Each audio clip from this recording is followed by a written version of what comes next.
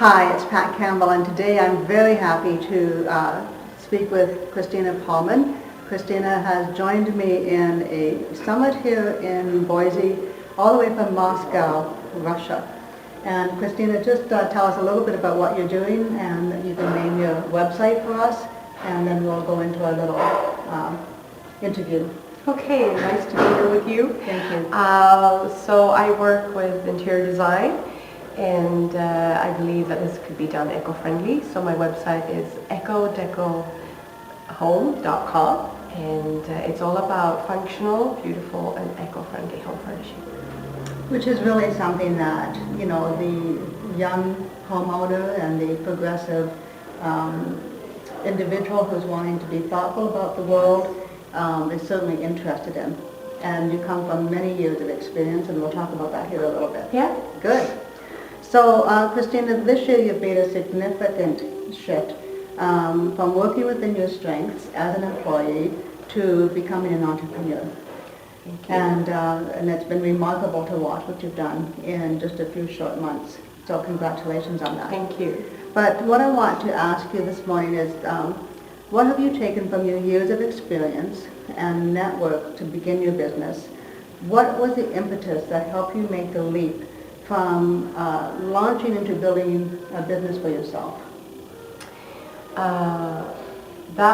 I've been thinking of starting my own business for a while, and that has been a process. But it wasn't up until I really got the hang of how should I sell? What should I sell? Because that was my biggest hurdle. And when I overcame that, that's why I have the speed now. Okay. Because for me, it was how do I transfer my knowledge into an online world? And that was all new to me. So that's the main thing. All right. So knowing that you have a lot of talent and gifts and information, and figuring out who online wants to know what you know and how to get that message to them now. So what would you list as a key factor that kept you moving forward in the early days of uncertainty when you were trying to figure out exactly what it is you're going to sell? It was doing the research first, knowing what is already out there, how can this be done, and to compare, is there anything that hasn't been brought up yet? And I had this idea about the eco-friendly version of home furnishing, and also how to give knowledge in home furnishing. Those were the two things that I detected. Okay.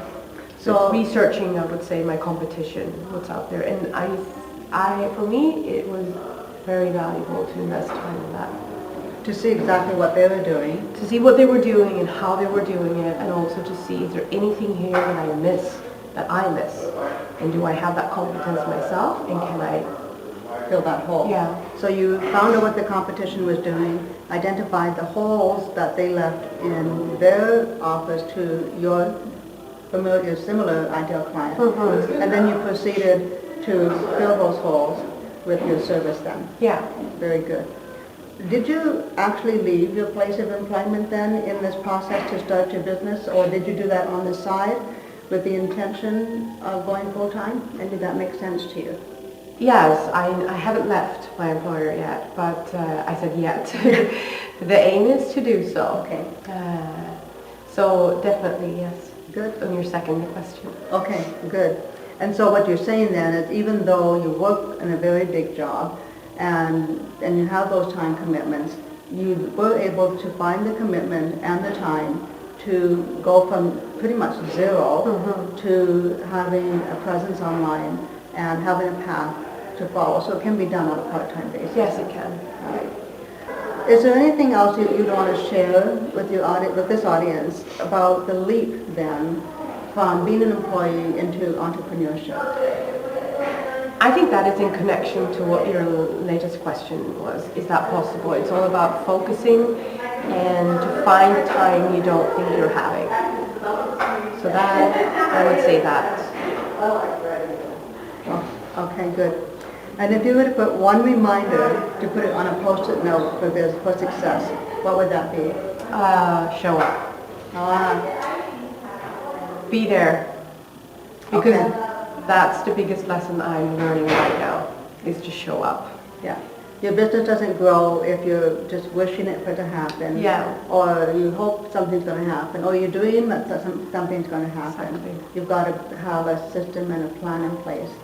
I get very inspired by stories of knowing that people have persuade or being calm, consistent, and asking and never giving up. Mm-hmm.